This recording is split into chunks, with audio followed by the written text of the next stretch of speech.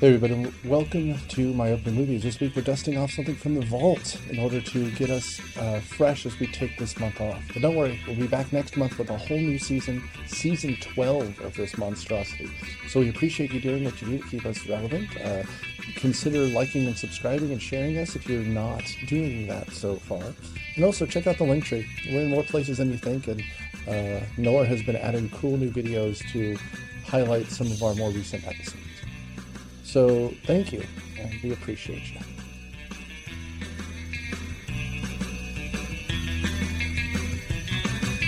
Hello and welcome to Mission Briefing, your Everything Bond podcast.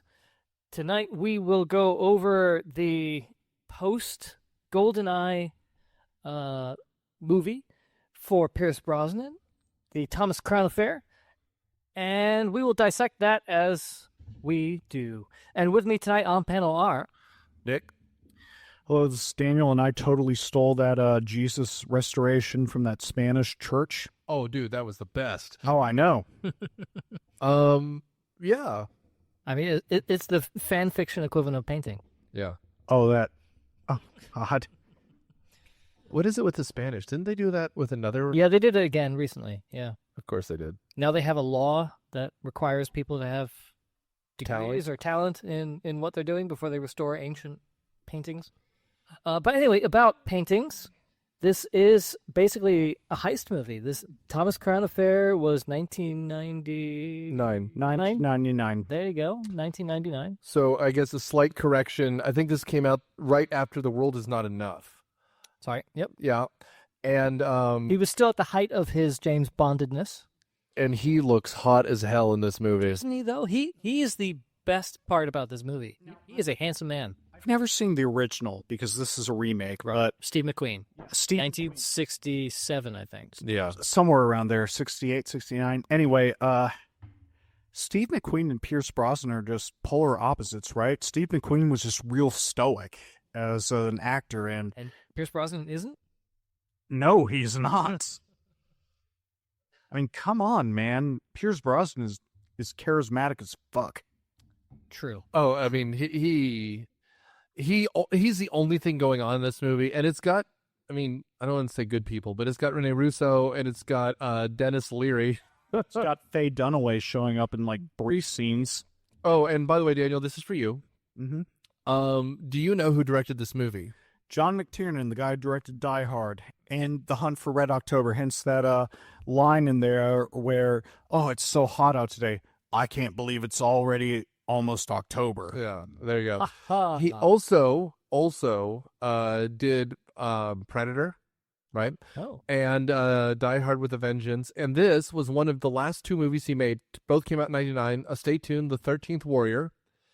Oh, God. And then in 2000, he pled guilty to lying to an FBI investigator about hiring a Hollywood fixer named Anthony Pellicano, one of these like private eye guys who would and illegal wiretapping. I remember that, yeah. Yeah. There were a couple people who went to jail over that. And he did Die Hard with a Vengeance, which was after that? No. With a Vengeance is 95. Oh. I don't think he's done anything since that, has he? I think he did Basic, which was 2003. I'd like to say an FBI prison sentence would put you off Hollywood's radar for a while, but apparently not. No. If the director of Jeepers Creepers, who was convicted of being a pedophile, can come out of prison and direct a movie, then so could he. If Mel Gibson still exists, which he does. But yeah, he did two movies after that. He did Rollerball in 2002, which was an unnecessary remake as well. That's probably what killed his career. It's the guy from American Pie doing James Caan. That's right. And Basic, which was 2003, which starred John Travolta, Connie Nielsen, and Samuel L. Jackson, which must be a stay tuned with that cast. Giovanni Ribisi is in it too. Wow. Taye Diggs is in it. You want to date a movie to exactly 2003, Taye Diggs. Oh, man. Anyway, sorry, John. No, this is, yikes. Yeah, I mean, we had extensive discussions before this on what worked and what didn't work in this film. And so why don't we just briefly go over the the basic plot. Daniel, how about you take us off on that? Well, Thomas Crown is an art thief who is also extraordinarily rich on his own. He just steals art kind of as a hobby. I believe he's finance. Yes. They never explain what he does for a living, except that he does the money. He does the money. He's forced to sell something earlier in the movie, and they make jokes about that. But he's also an art thief, and the people that insure the museum hire an investigator after this enormous robbery where Monet disappears to track down what happened, and that's Rene Russo, and she immediately suspects Thomas Crown. So from there, it's kind of a cat and mouse game where they're both trying to seduce each other to give themselves up, and yeah, kind of just builds from there. Yeah. So something I want to point out at the very, very beginning, we're strolling over the United Artists logo, right? And then a production team comes up called Irish Dreamtime.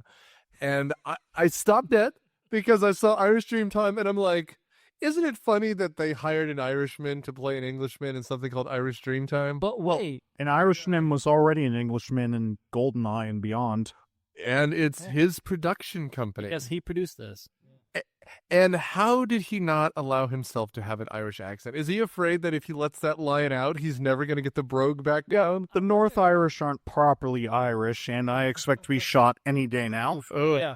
I mean, I wonder if maybe since this was obviously James Bond, like we said, if his contract had something in it. Because I remember... Oh! I remember X-Files. It was... the woman in X-Files. Gillian Anderson? Gillian Anderson. Her contract said, while she was under contract with X-Files, she could not play anyone other than an FBI agent. Huh. Which is a bullshit stipulation. That is something. But that's why she didn't appear in anything, whereas Fox Mulder was in everything during the X-Files. Was he? Well, he was in a lot. Comparatively. I remember him in Evolution. I don't remember him much beyond that. But, I mean, that shows how crappy some of these contracts can be. Yeah. So I'm wondering if maybe Pierce Brosnan's contract with the Broccoli's was not, while you're under contract with us, you have to at least pretend to be English. I mean, it's possible. I'm trying to think, like, if I've ever heard him speak with I think he uses his Irish accent in The World's End. I remember him hosting Saturday Night Live back in the day when he was still James Bond. He talked exactly the same. In an Irish accent or an English accent? His English accent.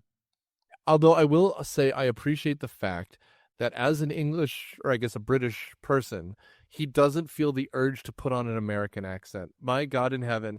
And it doesn't bother me today that Benedict Cumberbatch, I guess he's finally taking a break, but was everything. But that Doctor Strange accent was a little bit much. Well, I think the best example ever is Daniel Craig in Tomb Raider. Bet you $50 the piece is in the sun. My favorite is him in Logan Lucky. Well, that was deliberately a joke. Well, right, but still, man. Well, you haven't heard him in the new movie Knives Out. Oh, so good. Well, that's an amazing movie. Great. But he is Longhorn Foghorn or whatever. Foghorn Leghorn. Yeah, like Longhorn Foghorn. I think that's a better way of saying it. But he is Kentuckying up that accent hard. It is the hardest to believe accent ever. Yeah. Well, that was the deliberate joke. Oh, I'm sure. Yeah. Yeah. I think they greenlit a sequel to that movie already, which I would watch him as that character in 100 things. They don't have to be related. Just next mystery, like an Agatha Christie, like a Hercule Poirot kind of nonsense, right? No, it's great. Well, I mean, that's what the movie is Hercule Poirot kind of nonsense. And it's fun. It has a good cast. This movie doesn't. Yeah, I mean, like we were saying, so this was Pierce Brosnan. It was Rene Russo, who is the love interest. The I guess the opposite. She's the art investigator. And then we have Denis Leary as the detective who's investigating him.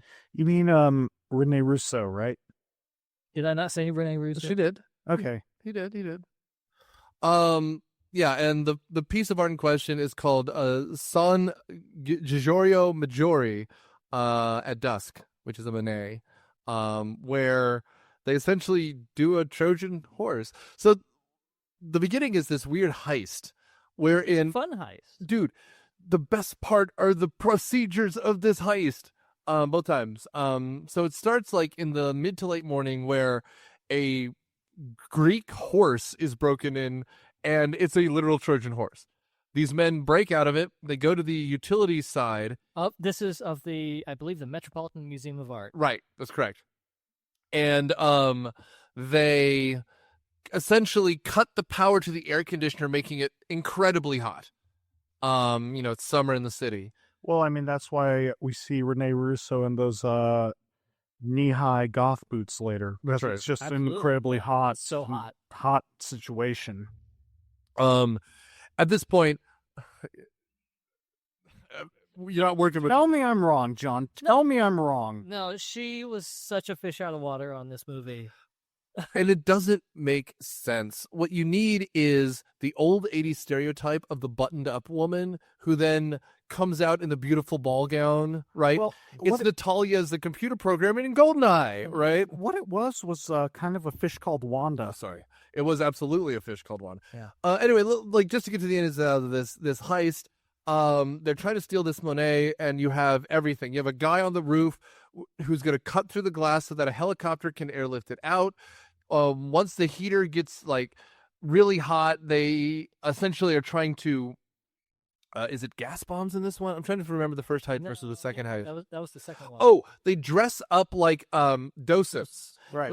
The gallery. They clear the gallery. They're about to take it off for cleaning. Right. and they're about to take it off the wall when a docent who, and by this point we've already seen Pierce Brosnan in the museum over and over again. He goes, they're cleaning out the gallery. Oh, we need to introduce who Pierce Brosnan really is in this movie.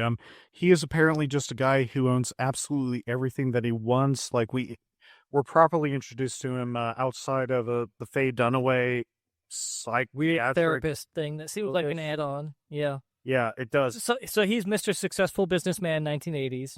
He owns the building. He does like successful acquisitions and mergers in the morning. Well, and let's be blunt, it's those scenes in Dark Knight that no one cares about, where he's just like, I'm doing a business today. Business. And you can tell this is a remake of a 1960s movie because it's just men wearing gray suits going, ha, ha, ha, ha, ha. We did the business. We went down to the stock market and did a business. Thank you, Vincent Adultman. But can you imagine what that body looks like in a swimsuit? I literally can. Or no, the line is I literally cannot. But do we get like weird ethnicities on these guys? Is this like Albanian mafia? They say they're like Eastern European or something like that. I apologize. I've been watching the Taken movies and Batman 66, and they give people like literally they're like, he's an Albanian pawnbroker, and you're just like, all right, you could have just said pawnbroker. Well, this was built in the 90s. It was less than 10 years after the Soviet Union collapsed, so they were still default villains. Well, I mean, and then, 2000? Then we turned out that the Russians could be villains again, but I think it's... Right. I think it's the first Taken, which is like early 2000s, 2004, 2005. That is all Eastern Europeans, like... The biggest offender was Hostile. Oh, God. Yes. Yeah. Eli Roth. Mm-hmm. But, GoldenEye called it. Governments change, but the lies stay the same. Yeah, well, I mean...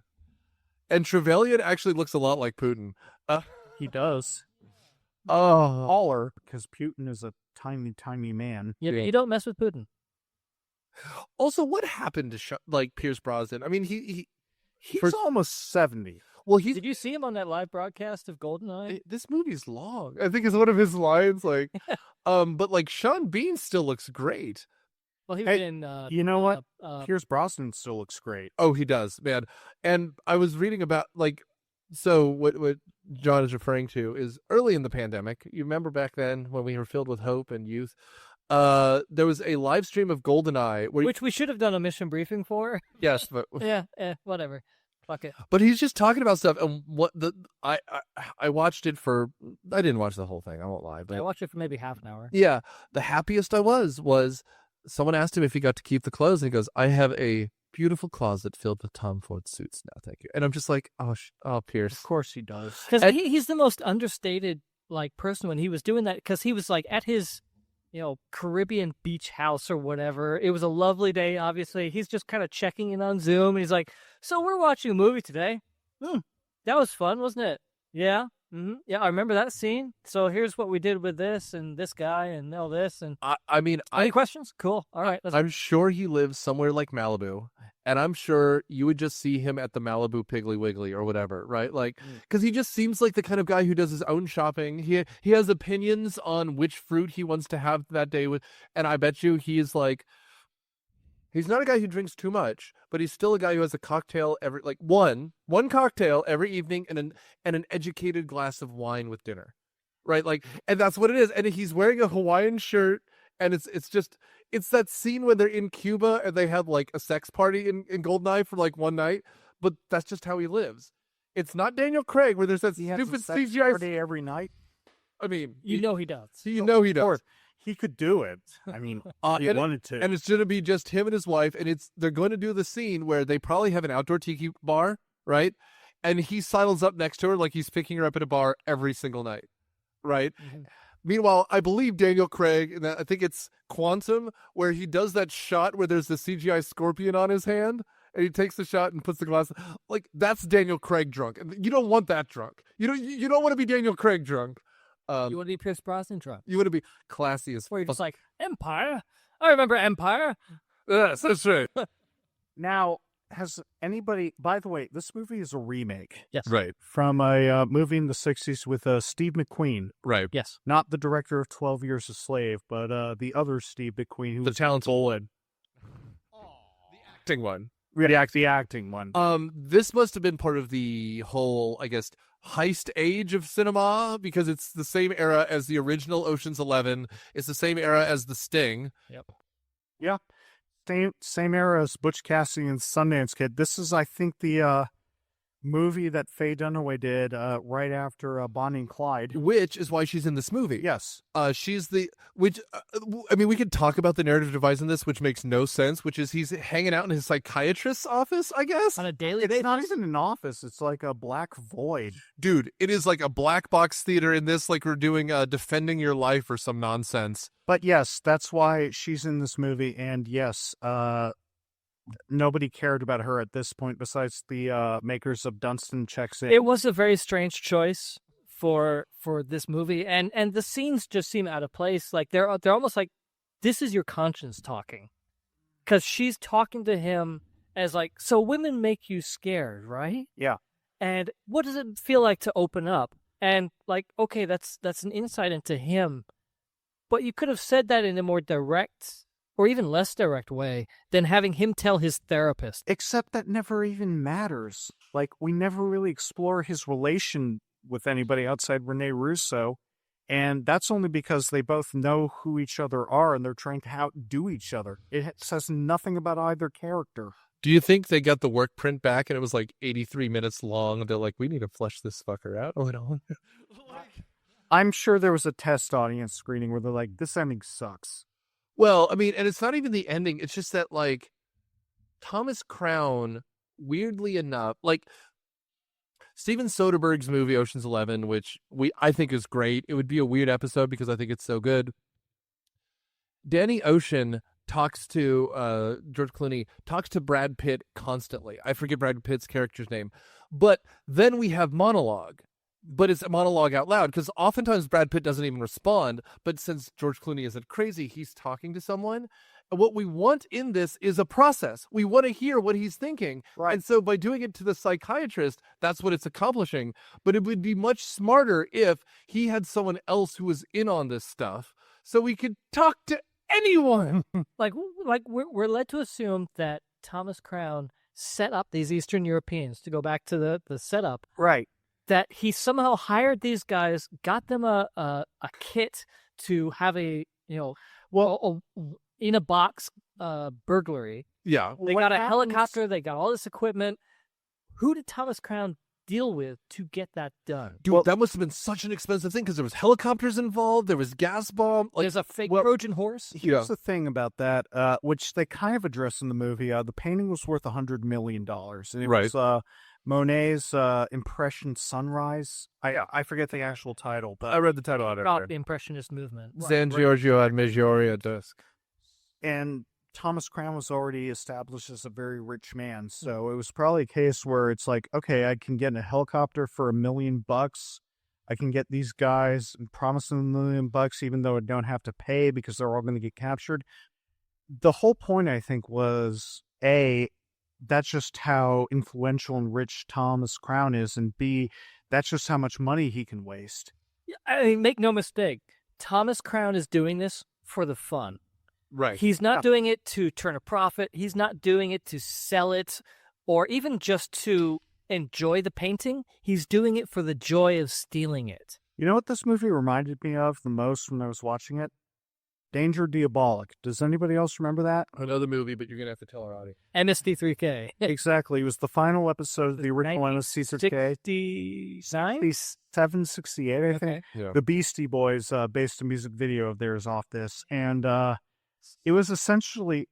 Sabotage? No, it wasn't Sabotage. I want to say it was Body Movin'. That sounds right. Yes.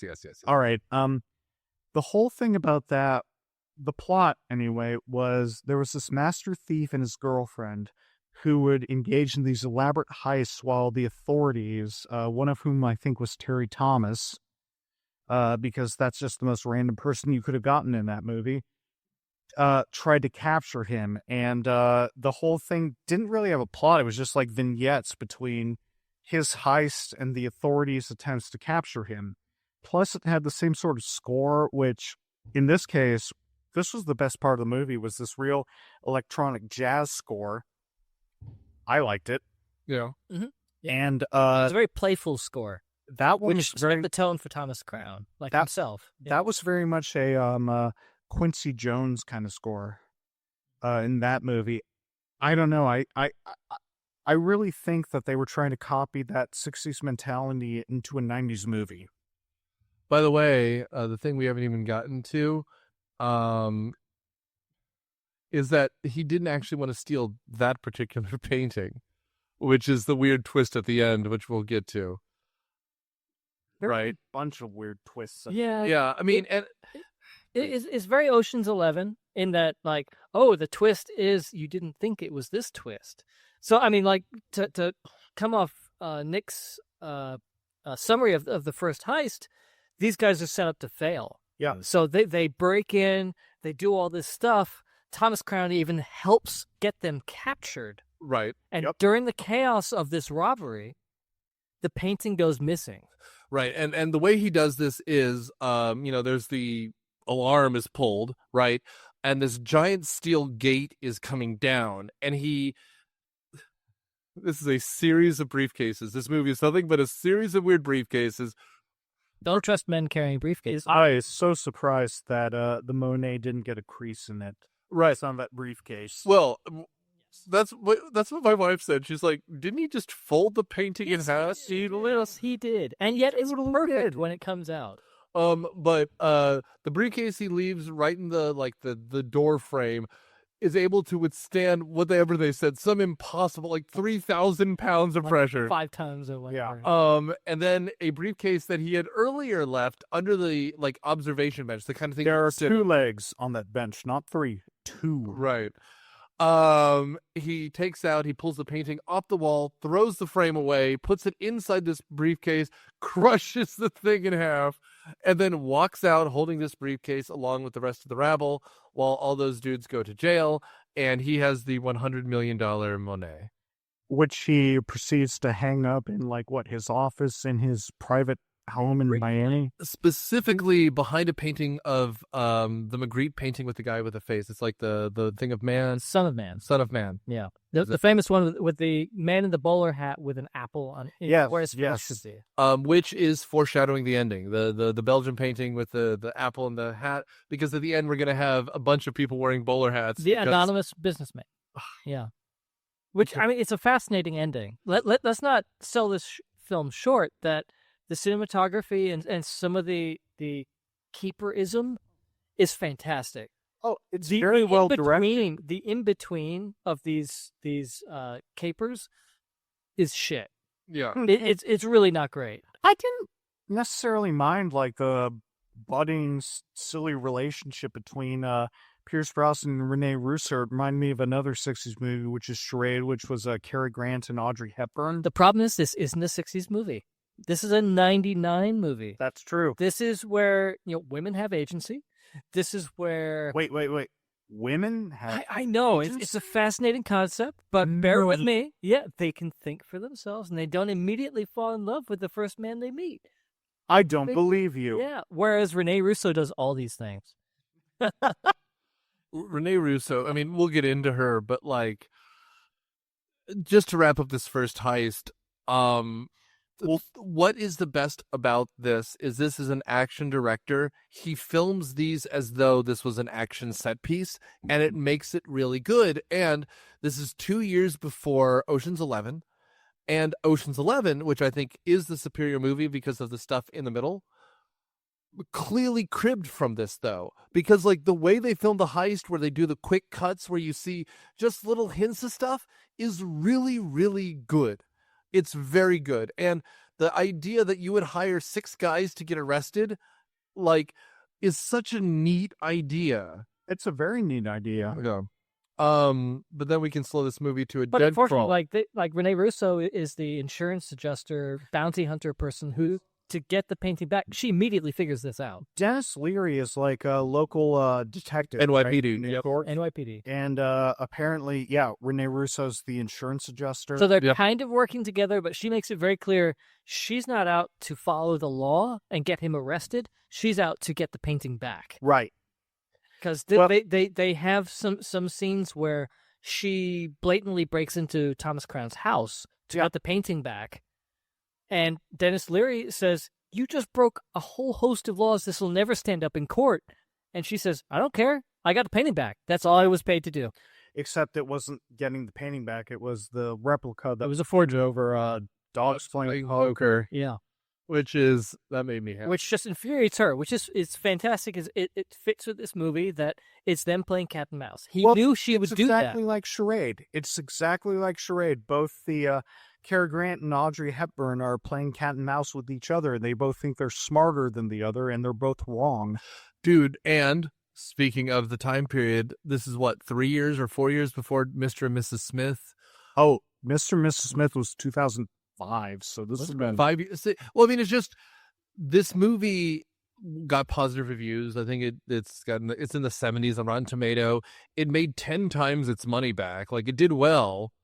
Like, that's no joke. It cost like $20 million to make. It made almost 200 worldwide. It only cost $20 million. I figured Pierce Brosnan at that point would have been like, "You want me to do a movie? I'm going to require $10 million." This is at the point where actors didn't make $20 million in a shot. They made maybe $2-3 million. I'll also guess, honestly, he was a producer on this, and so he took a percentage. Yeah. Which means he probably didn't make anything back. No, he probably made a good... He made a I lot. don't know. From what I understand, Hollywood funny money.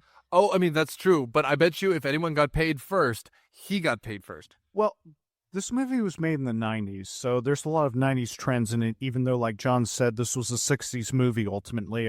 There's like a Tarantino-esque dance scene between Pierce Brosnan and Rene Russo. It's not as clumsy, but the point behind it is still the same. They do their damnedest to make her a sexual creature. She has like 3 nude scenes in this. Oh, well, I don't know if it really works, does it? Oh, I mean, Rene Russo, she tries. she doesn't need to try, let's be honest.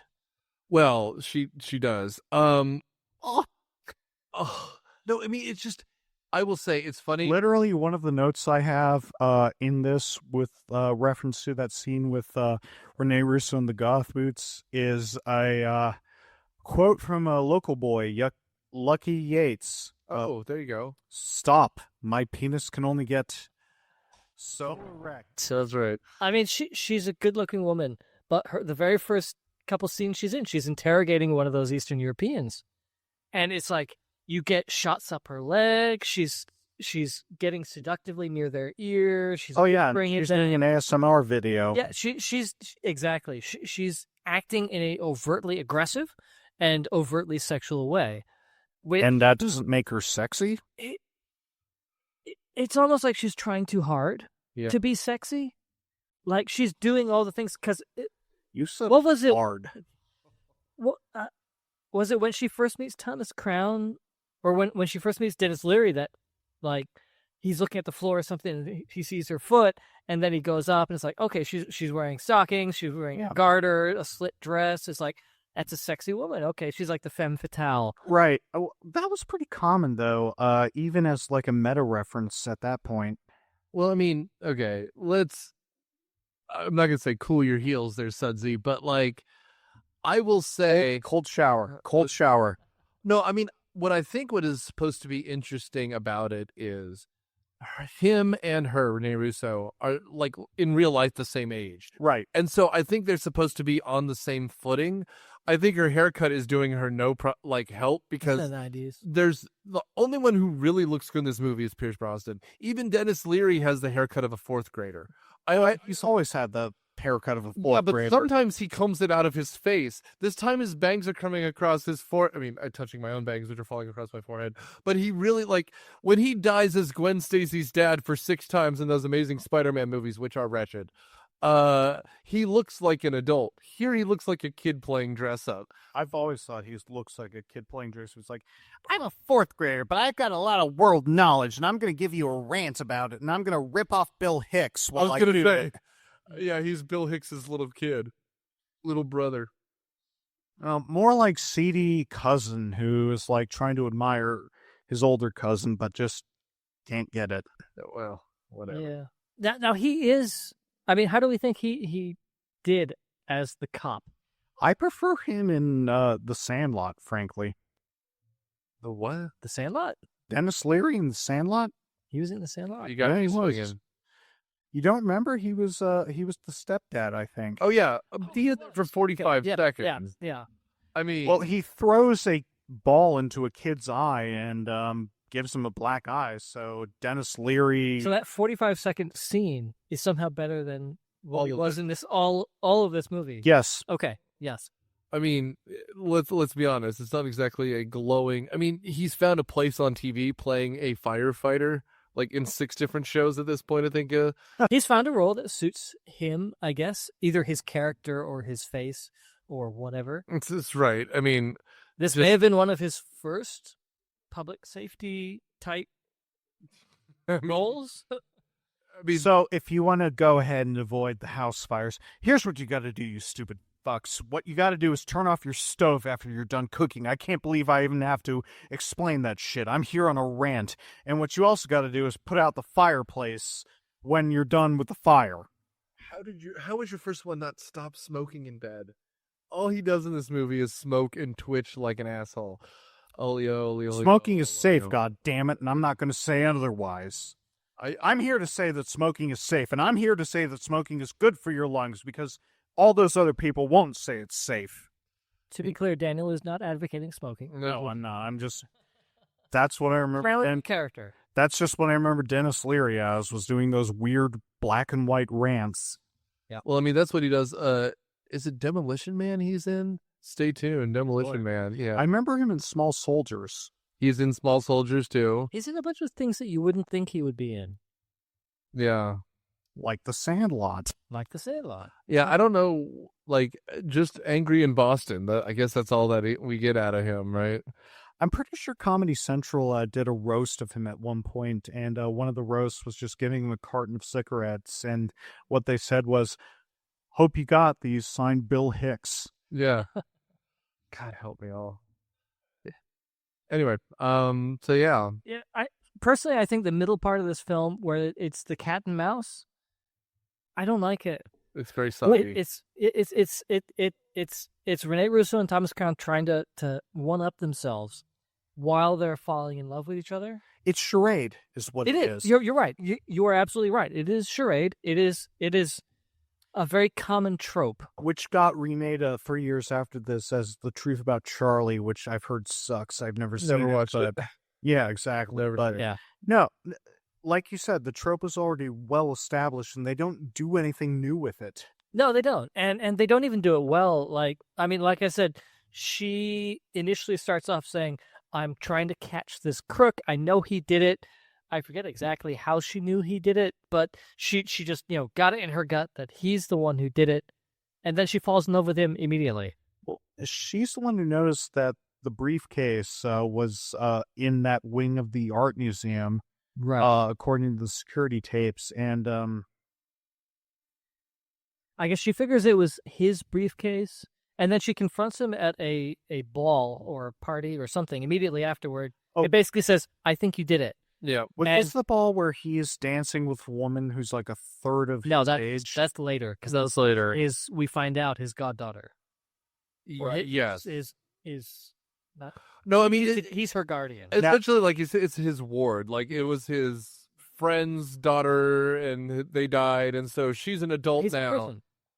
Oh, in prison. That's Yeah. right. And so he's helping her, and turns out that she's really good at art, and Just like your daddy. just like her daddy, Yeah. who's in jail for art forgery. Did you miss that, Daniel? No, I didn't. You have a get that. confused look on your face. Well, I'm just thinking there was that Orson Welles documentary, F for Fake, which was all about art forgers. Oh, okay. It's a world. It's a world. We still don't know where the Scream is. Edvard Munch's The Scream. That was the other part of this. It was stolen from us. But, like, you can't do anything with this art, right? Like, that's it. I mean, someone who stole the Scream is probably a Thomas Crown type person. Like, Right. They wanted it for themselves. They're not going to sell it. And The easiest thing to do with art heists is money laundering. Yeah. Like, yes, yeah. steal a bunch of money, go out and buy a famous painting, and then say, oh, I had this money, and then I bought this painting, and then Because a painting is ultimately worthless. and then they Up bought until it back you from me, and that's sell how it. I got this $98 million. So, I mean, on somewhat of a tangent, I remember hearing, I think it was one of the NPR podcasts about art, the art world. And so you hear like a Monet or a Rembrandt sells for X many millions of dollars. Where does that go? It usually doesn't actually go in someone's house. It goes in a box, and it goes into basically a cube near an airport where it doesn't have to pay taxes. right. So it just sits there, appreciates value, and when the owner feels like they need some money, they'll bring it out, they'll sell it, That's right. and then it goes to someone else where it sits in a box in a warehouse. Well, I mean, and that's what this is. Like, Welcome to NPR. We're here today to discuss the Japanese businessman who might very well have burned a Van Gogh painting just so he didn't have to pay taxes on it. no, you have That's to remember, coming this up. is the young, cool, conversational NPR. That's right. Yeah, this is The hip NPR, not the. And Hello, here we are to talk about. we're here to Yeah. talk about a Van Gogh painting that was potentially burned by a Japanese businessman. This isn't. We're here to talk about sweaty balls. That's right. Oh, yeah. The delicious dish. So you remember the classic film Thomas Crown Affair? No, we didn't either. But it's about art thievery. This is Planet Money. Exactly. Yeah. I mean, at least Thomas Crown, we get the impression, is an art fan, although we don't actually see much art in his. Well, we see Abodes? art in his place, but he claims that they're all copies. Right. So it's conceivable that he had Anna, his ward, Mm-hmm. create them for him. Now, I would love it, though. First of all, the Rene Russo sleeps with him, which, I mean, it's Pierce Brosnan. Of course you would. We get some weird nudity, including some great Pierce Brosnan butt. Boy, do we. Some choice Pierce Brosnan butt. Like, those are prime cuts. But at that point, he goes down to breakfast or whatever. She is like rummaging through his stuff. She finds a button that moves the Son of Man painting. Behind it, she thinks she's found the Monet, and she steals it and brings it back, which again, as Denis Leary points out, is 100% illegal, and he's won the case. But plus the Monet's a fake anyway. It was painted on top of. that's what I was going to say. They discovered that there's some weird residue on it, so they do an x-ray, and underneath it is dogs playing poker. He should have gone all out, because even if it's a print of dogs doing poker, that's almost, I mean, it's an art joke because it's low art, quote unquote, but it'd been great if it was like a Reservoir Dogs poster. So You want to hear something funny that, well, it's probably something only I'd find funny. The director of the original one was Norman Jewison. He's the guy who directed In the Heat of the Night. And he produced this one. He produced this one, but another movie he directed was Rollerball, the original one. Which McTierney also ripped off. Yes. Interesting. Funny. Huh. Actually, also funny. I'm glad you're laughing. He also directed Moonstruck. Oh, wait. Is that the one with Bruce Campbell and... No, it's Sharon Nick Cage. Okay, the good one. I'm thinking of Moontrap. Moontrap is Bruce Campbell and Chekhov from Star Trek, which is a stay tuned app. That is a garbage film. But anyway, I mean, they're Rene Russo and Thomas Crown continue this cat and mouse. They go down to the Caribbean for a weekend, and he seduces her more and more and more. She falls in love with him, as she does, and the police figure out that this forgery, I guess it's an art thing, that the authentic paintings have part of the painting behind the frame. So that's how you can tell if someone just copied a painting from the photograph or whatever, or if they knew the actual thing. If they knew the actual edges, they had access to the original painting. right. This forgery still had the accurate edges. So they knew the forger had access to the original painting that was stolen. So they go and search for an expert forger. Right. And it takes them to a guy in prison, Newsom, Newsom, I think you're right. yeah, something like that, who says basically, no, I'm in prison. I can't do anything. And he looks at the painting and he kind of smiles. He's like, huh, Looks good. no, that means it's a good forge. Sorry. Well, and at this point, too, on the other hand, Denis Leary is, chomping down those cheeseburgers with a non-biodegradable styrofoam container and throwing those trash cans right out the side. But he starts blackmailing Rene Russo, kind of, by showing pictures of Pierce Brosnan with the young blonde. So she gets jealous. I thought was the actress who played Domino in Eyes Wide Shut and Allison in Hocus Pocus. She also looked like a young Charlize Theron. Has But she we're done both anything? wrong. Right. She's just a nobody.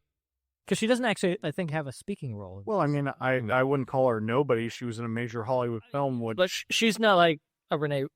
No, Charlize Theron or someone. No, she. Yeah, no, I don't even think she has I'm sure she has a credit on IMDb somewhere, but it's not here. But I mean, it turns out she is the forger, and she's the daughter of this guy in prison, and Thomas Crown had taken her in as a ward, and she's picked up her father's piece.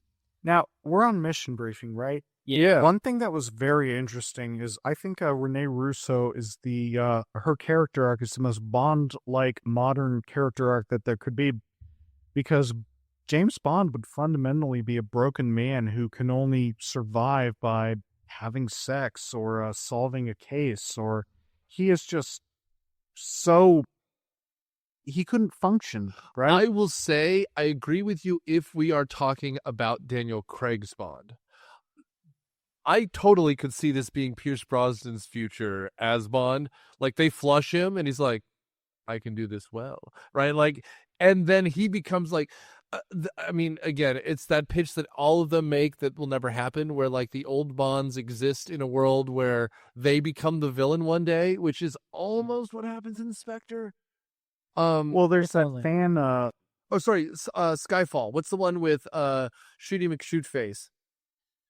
Shooty McShootface? It has to be more specific. So, I thought it was Spectre, where Spectre's the one with Blofeld. well, right, Yeah, Spectre's one with Blofeld. well, right, but who is the? God, we're gonna cut all of this. Whoever's editing it. The guy from No Country for Old Men. Anton Chigurh, Yeah, that actor. Javier Bardem. Yeah, Javier Bardem is in Skyfall. Yeah. Yeah. Okay, yeah. So it's that one, because wasn't like Skyfall. I mean, again, also I guess like GoldenEye, where it was like M's former favorite. They had a falling out, and then they went rogue. Yeah. Right. Well, he was captured by Chinese officials while he was working in Hong Kong or something. And he tried to kill himself with the cyanide, and it just dissolved his jaw. Yeah. Which gives us our body horror scene. Yep.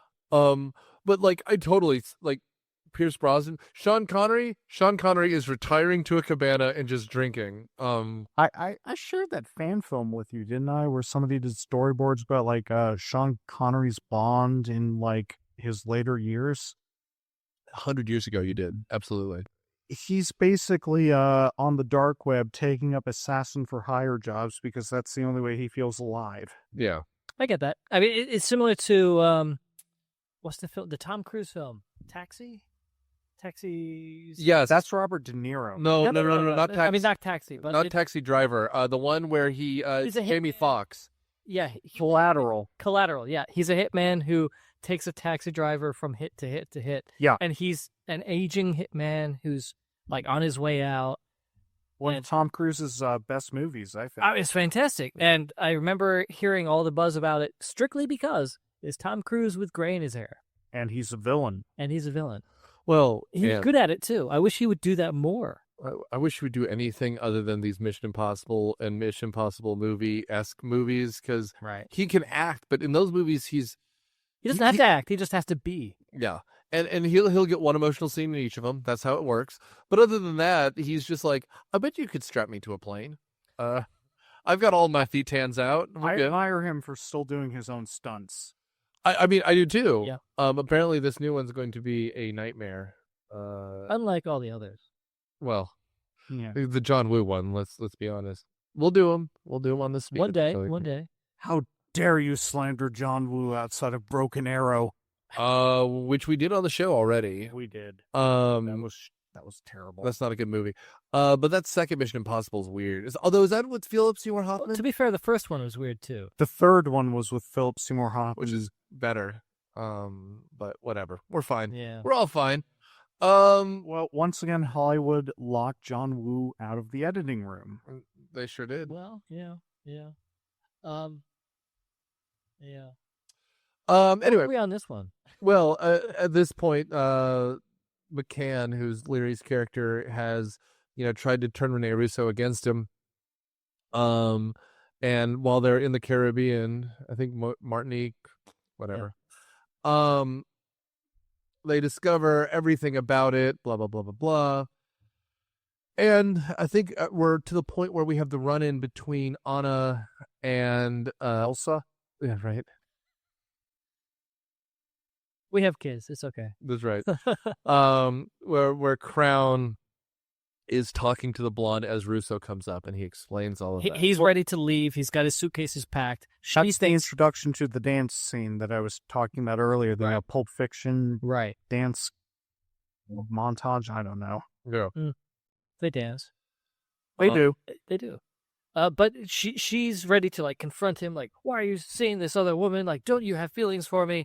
And she sees bags packed at the bottom of the stairs. She goes up the stairs.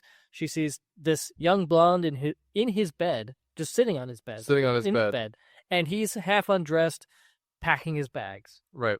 And she obviously sees something in that. And she says, I thought we had something. Well, there's that scene earlier where Crown is walking around the gallery and it's like, okay, if somebody could steal a painting here, which one would you want? That's right. She points to I honestly forget which one it was. It was another Impressionist painting. Was it another Monet? No, I think it was a Pissarro, but yeah. It had a boat in it. Right. It might have been another Monet. I think the one he donated was a Pissarro. It was. Yes. Yeah. That happened to be exactly the same size as the missing Monet, which Rene Russo pointed out to him as they were unveiling the donation. Oh, really? I missed that bit. Yeah. I mean, so to understand the final scene, we kind of skipped over it, but he donated a replacement painting to this wing. So he's kind of above suspicion when it comes to the art world because, oh, this is horrible. He helped capture one of the criminals, but a painting was lost, and here's this benefactor giving us a replacement until we can find that. Isn't Thomas Crown amazing? And then we find out there's more to it than that. Significantly more to it than that. Right. That's one way of putting it. Because I think it was when they were in Martinique, he says, would you like me to put that painting back? Or maybe it was when they were packing up or something like that, and he was trying to apologize to her. There's a whole bunch of hints that he's telling her he's an art thief, and she already Well, that's knows part of the that. cat and mouse, Right, obviously. right. Like, he's not going to outright tell her that he's done it, and she's not going to outright arrest him, because neither one of them wants to end that game. Right. And so we are now in a world wherein he's packed to leave. His painting, An Artist's Garden at Ergeny by Pizarro, is in the place. And he goes to the museum wearing a bowler hat, kind of a gray suit, a black suit. Right. What was the painting? The man? The Son of Man. Son of Man, okay. Yes. Right. Dressed like that, without the apple. Right. And briefcases. And before we do that, we should mention that between her seeing him packing up and this scene, he basically says, if you love me, you won't tip me off to the police. So she immediately goes and tips him off to the police. Right. So he walks in knowing this is a trap, and she thinks he's cheating on me. He doesn't really love me, so I'm gonna just screw him. Right. And he walks into this thinking, okay, there are police everywhere. Let's do this. And what we learn is, like the beginning, chaos helps him. Yeah. So it's first just him walking in, and they're trying to watch him because, again, this is a legal thriller ? But they want to catch him in the act of trying to actually steal this thing, so they have a case. Right, because right now they've got nothing beyond. He's replacing the painting. Yes. And then another guy appears wearing a bowler cap and a similar suit, and then another, and another, and another, and we end up with, like, I think they say 6 of him at least. Yeah, walking around. Well, Crown, if I recall, had told her where his departure point would be. It's like, meet me here after this happens. And I believe it's a flight? No. Right. That happens later. It's a helicopter or something. It's a helicopter pad to then take a flight. Yeah. Right. Well, what happens is she meets this old guy there who's like, oh, here's this painting that you wanted. And why that wasn't Michael Palin, I'll never know. A better movie. Yeah. Actually, you know who it would have been funny if it was? I don't think it was, but if it was like Pierce Brosnan's stunt doubles for the Bond movies. It wasn't, but no, it would have been funny. But so what we alluded to earlier, Pierce Brosnan throws a bunch of smoke bombs into the room, causing the smoke alarms to go off. And I guess we didn't really mention this in the earlier heist, but apparently he knows the ins and outs of the security system like crazy. Like, the reason they cut the air conditioning was he's a benefactor of the museum. I mean, the security team knows him, so it makes sense. Well, right. Like, the reason they cut the air conditioning earlier was that they transitioned to thermal cameras. And the thermal cameras can't tell the difference above whatever it is, 90 degrees or whatever. It's a person and a room. So they just got a white. There has to be like a 10-degree difference. Yeah. And over a 10-degree difference or something. Yeah. They can't tell. The camera can't. But his suitcase was hidden there to be a heater. Right. To throw off the camera. So, I mean, which is lucky because it could still detect COVID. But, I mean, and then in this case, he uses in restaurants, it's called an AMSET, but it's just like automatic. If there's smoke, sprinklers turn on. These metal gates come across to protect the paintings, and a pencil is put in the way to not protect the donation, right? The Pizarro donation, right? And it even says on the pencil, Crown Industries or whatever it says. Meanwhile, he does the Indiana Jones roll under the falling wall, grabs the painting that she said she liked, which is The Banks of the Seine by Manet. Oh, Manet. It's a Manet. And it's like that Ocean's 11 bit where they're trying to explain the difference between Monet and Manet. Which is the one who was in love with his sister? I think is the line, in fact. They also painted occasionally, is the line I remember from that. That's the Julia Roberts line? Yeah, that's the Julia Roberts line. It mirrors the first heist where Pierce Brosnan takes the Monet out of the wing. And the original has been there the whole time, essentially from the day after he stole it. Because the gates can't stop or can't cover up the painting, the sprinklers come on and they hit the painting, and it turns out it's just watercolor. over the stolen painting. And so the sprinklers wash away this forgery to reveal the original stolen painting, which was there 2 days after it had already been stolen. That's right. Yep. Well, also all the other paintings in the wing are destroyed, right? No, they're fake. By those metal sheets. Yeah. Okay, yeah. That's why those sheets are there, to stop the water from getting on them. It was. But as Nick and I... Frankly, I thought that was a little confusing. I thought his whole point was, you know what? Fuck you. I'm going to destroy every painting in the swing. It's left unanswered. Like, the sprinklers on that... it was a Monet, the original one? Yeah, Monet. The sprinklers on that, whether this watercolor or not, would still destroy that painting. Yeah, absolutely. But also, how did he get the second painting? It's never explained. I think he just grabs it and goes. Grabs it like I did the first time. I mean, at this point, he knows that the jig is up, so he's just going to flee probably to the Caribbean. Right, which is when we reintroduce, well, like you said, Daniel, we have actually a guy who very much looks like, Well, she takes the painting from the old guy, and then they consider, okay, the painting that was destroyed isn't technically part of the company she's working for. At least it's not insured by them. So case closed, right? Right. And she leaves to go be with Thomas because she realized I made a huge mistake. And he's not there. That's the Michael Palin wannabe. Right. Palin. Yeah, excuse me. So Sarah Palin gives him the thing. And then we're flying. You can see Russia in this painting. Yeah. And then she's flying home to wherever home is. We don't know. So in Europe, right? And he's sitting right behind her on the airplane. And I assume they just go and have sex in the bathroom or something. And then they're basically doing it in the chair. That's right. And that's that. That's our movie ends. That's it. Well, they're on the plane, and then Thomas Crown is sitting behind Rene Russo, and then they both have sex, which I'm sure Irish brogue on the plane. I am sure that was the favorite scene of both of these actors was them getting to fuck. Again, Honestly, I doubt it. I don't think they had good chemistry. Well, I mean, it was fine, but Rene Russo heard, "Hey, you get to see Pierce Brosnan practically naked," and then Pierce Brosnan heard, "Hey, you get to see Rene Russo practically naked." Pierce Brosnan, you can probably see just about anybody practically naked. I mean, I think his favorite scenes, honestly, is when he is just looking good, like the therapist scene. He's just relaxing in an oversized chair with like a whiskey in his hand, which makes I'm here. Still makes no sense, we talked about a Bond-esque dinner party, man. Like, she's in a dress and looking good. He's in that suit and looking good. That's the scene that he probably liked filming. I imagine sex scenes are really awkward to film. I'm sure Faye Dunaway wishes she had been in that scene. Just saying. Dude, man, bro, guy. Yeah.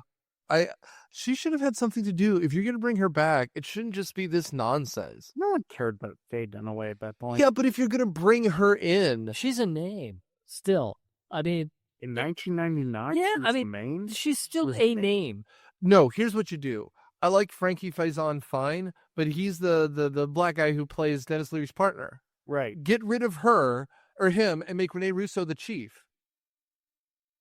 That works, right? Because then she matters to the plot in any way, right? It's still just as meaningless of a cameo, but you get her hard scrabble behind the desk like she's fucking Glenn Close in one of those Guardians movies that no one cares about. I like them, but those characters don't matter at all. John C. Reilly farts, and everyone's like, "Oh, John C. Reilly," but you put her behind a desk and she's doing something. Hey, Faye Dunaway, whatever. Yeah, I get the feeling that the therapist scenes were added in later to add some context, I guess, to with the reference to Tom's the first talking. one, basically. Which, I mean, it's 99. It's been 30 years since the original came out. Did you need a reference to the first one? No. Beyond the fact that it exists, they have the weird plane that he takes her on a date with, because it wasn't that in the first one?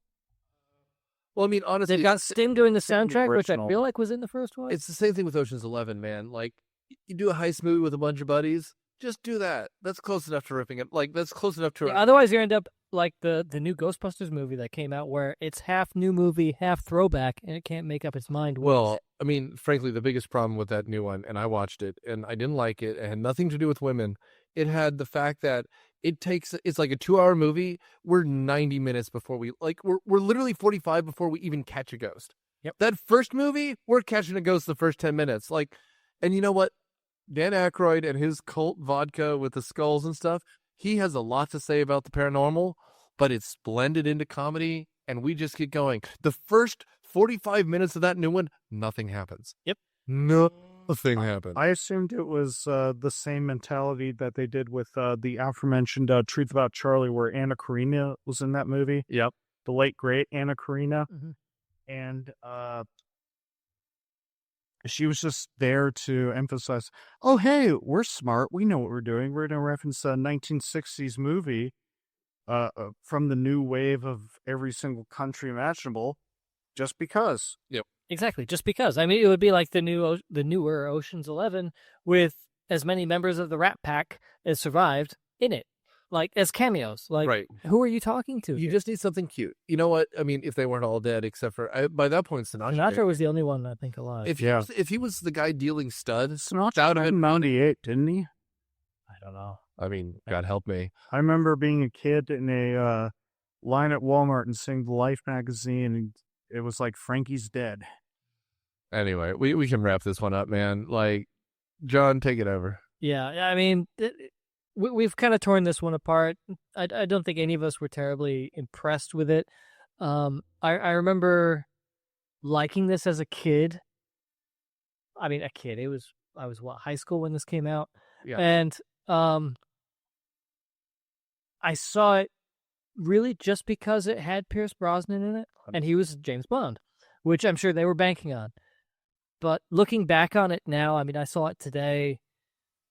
I mean, there's a lot wrong with it that was just kind of it's an okay movie. It shines with the heists, but outside of that, the middle third of it is just kind of meh. But I'll turn it to Daniel. What are your thoughts?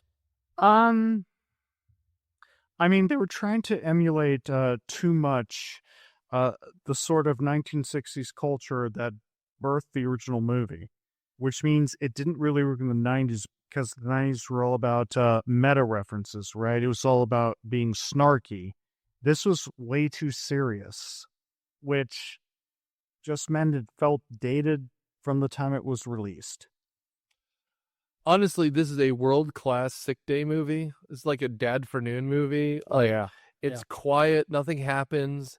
The best parts are the heist at the beginning and the end. The middle third, you could just cut out. Yep. Like 100% you could just cut out. Like, because we keep saying cat and mouse. She figures it out right away. Like, and so, like, there's a kind of sexy back and forth. They think they're an erotic thriller in the middle. But, like, I watched this in 2 chunks over 2 nights. And you know what? The heist at the beginning got me through the first hour, and the heist at the end got me through the second hour. That's almost better. Like, it's like just a hair. I think it's 7 minutes under 2 hours.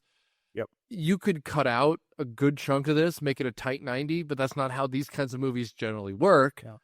But that's what I'd say. Like, it's a nice, like, dad afternoon hangover, whatever you want to say. Like, you got some heisting, you got some stuff. It's a goings on. If you put this on at a party, it won't offend anyone, but there's just not enough here. And I saw it the same reason you did. It's Pierce Brosnan. I mean, my God, I won't rewatch Mrs. Doubtfire anytime soon because but like this one, Taylor of Panama, Dante's Peak, which I guess I can say you're the Patreon people. We'll do this season. It's on the schedule for this season.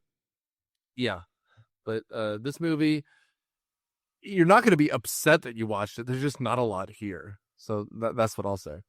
Yeah. And so, yeah, I think we're all right. It's not a bad movie. It's just a movie. It's a movie. It's a good movie in the background. If you like heist movies, it's worth a watch. It's good heists.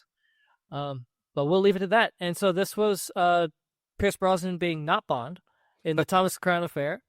And catch up with us next time with Mission Briefing. I forget what we're doing next. I'm trying to pull it up. Stall. Daniel, sing a song. I actually became a legend at work for singing on a Zoom call recently. Then do it. Do it. No, I'm not good. Yeah. Rights. You can't say something like that and not fulfill. Rights issues. I'll do it off mic. All right. By the way, in case you don't know, John, this is Anna Karina. All right. I keep thinking Anna Karenina, which is not who you're talking about. No. She unfortunately passed away in last year. So Really? Okay. we will, of course, be. I'm going to say whatever, but We're still waiting on No Time to Die to come out. I was going to say, so this is our August episode. And so what we're going to do, this obviously comes out every other month. In October, what we're going to do is an episode where we watch the pilot of Remington Steele, sticking with the Pierce theme, and then we're going to talk about our predictions for No Time to Die. And then, of course, in November, when it comes out, we will actually do No Time to Die, assuming it comes out in November. But I will put out the caveat, because, of course, the apocalypse is going on. If Much like the X-Men movie, kind of a lame apocalypse. It's right, exactly. But if for whatever reason the Bond movie is delayed in November, in October we will do another full movie episode on something. We have a list, but for the time being, I will say, if it still looks like it's coming out in November, for October we're going to do an episode of a TV show, so we can spend most of the time talking about our predictions for the next movie. Every time I hear about Remington Steele, I'm just reminded of that Simpsons episode. It was Remington Steele, right? Right. Yeah. That's what I got. Yep. So we'll end with that. Thank you to Daniel. Thank you to Nick. And we'll see you next time. Bye, guys. Myopia Movies is a podcast production of Dude Letter Podcasting and is produced by Nick Hoffman. It is edited by McTiernanStarring and Daniel Sudis, and is hosted by Nick Hoffman, with production assistance by Matthew Quinn, Daniel Sudis, and McTiernanStarring. The theme song is Surf Shimmy by Kevin MacLeod from Incomptech.com. Licensed under the Creative Commons by Attribution 4 license, Creative Commons /licenses by /4.0. Thanks.